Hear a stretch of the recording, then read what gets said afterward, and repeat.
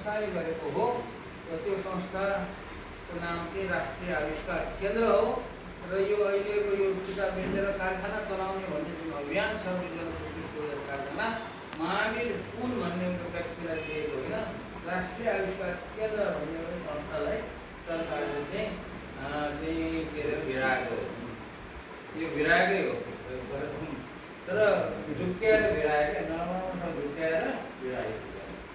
हामी पनि अब झुक्किहाल्यो के गर्छ, झुक्किएपछि त आफै पनि त गल्ती भयो नि। अर्कोले झुक्काउँदैमा आफू झुक्किन त हुन्न, झुक्किनेको पनि गल्ती हुन्छ, झुक्क्याउनेको पनि गल्ती हुन्छ।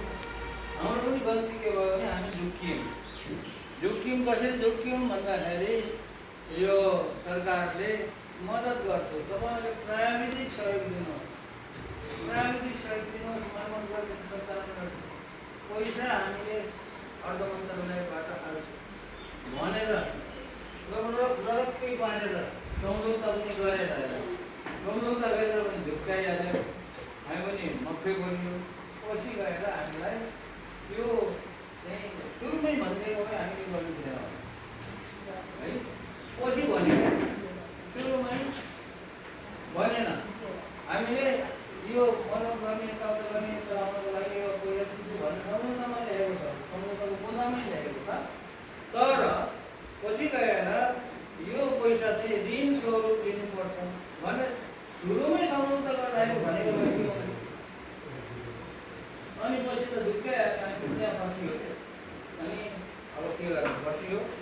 यो केही छैन, फसायो भनेर हामीले रोइ कराइ गरेको छैन, दुःख मानेको छैन। किनभने राष्ट्रको सेवा गर्ने एउटा मौका पायो। ल ठिक छ भनेर हामी यो किताब बेचेर यसरी हिँड्दैछौँ। र राष्ट्रिय आविष्कार केन्द्र भनेको कस्तो संस्था हो भने एउटा समाज सेवा गर्ने संस्था हो। धेरै मान्छे झुक्किएको छ। राष्ट्रिय आविष्कार केन्द्र भनेको समाज सेवा गर्ने संस्था हो, त्यसले समाज सेवा गर्छ। यो भनेको कुनै युनिभर्सिटी होइन, कुनै युनिभर्सिटी होइन, कुनै ट्रेनिङ सेन्टर होइन, यो पढाउने ठाउँ होइन। यसले चाहिँ सेवा गर्ने भनेको राष्ट्रको प्रतिभाशाली सृजनशील व्यक्तिहरू जसले कुनै कुराहरूको अनुसन्धान गरेर, कुनै कुराहरूको चाहिँ आविष्कार गरेर, नवप्रवर्तनको कामहरू गरेर कुनै चिज बनाएर उद्यमी हुन चाहन्छ, देशको अर्थतन्त्रलाई युवा पुर्याउन चाहन्छ, आफ्नो पनि अर्थतन्त्र सुधार्न चाहन्छ, उद्यमी बन्न चाहन्छ भने त्यस्ता प्रतिभाहरूलाई चाहिँ सेवा गर्ने भनेर खोलेको संस्था हो।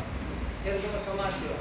र हामीले गर्ने समाज सेवा आविष्कार केन्द्र मार्फत गर्ने समाज सेवा भनेको प्रतिभाहरूलाई। किनभने नेपालमा प्रतिभाहरूले पनि साह्रै दुःख पाएको छ।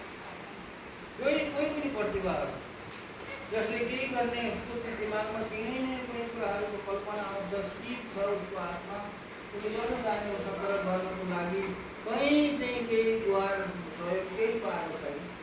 न त युनिभर्सिटीमा पाउँछ, युनिभर्सिटीमा पढाइ हुन्छ, पढाइ मास्टर्स ब्याचलर मास्टर्स पिएचडी गर्छन् युनिभर्सिटीमा पढाइ। तर त्यहाँ चाहिँ कुनै अनुसन्धान गर्नु पऱ्यो भने कुन चाहिँ युनिभर्सिटीमा चाहिँ अनुसन्धान आविष्कार गर्नको लागि कहाँ छ त कुनै सहयोग छैन। न त सरकारले बनाएको छ। अब कतिले भन्नुहुन्छ नास छ एउटा होइन, नासले गर्छ अनि अर्को अनुसन्धान केन्द्रले गर्छ भनेको छ, तर नाम त छ, तर काम के भएको छ भन्ने कुराहरू त्यहाँ थाहा हो।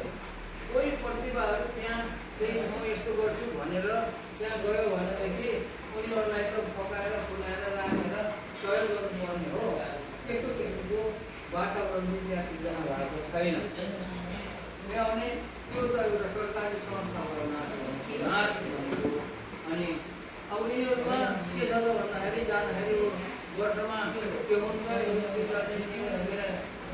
प्रस्ताव चाहिँ आह्वान गर्छन्, प्रस्ताव आह्वान गर्छन्, बिचरा प्रस्ताव छनौट गर्छन् अनि गर्छन्। अरू त्योभन्दा बाहेकको प्रतिभाहरूले त त्यहाँ मौकै पाएको छ। अनि प्रतिभाको पलायन भएको छ, प्रतिभाको पलायन भएको छ अनि फर्काउने चान्सेस छ। त्यसैले नेपालमा यो आविष्कार केन्द्र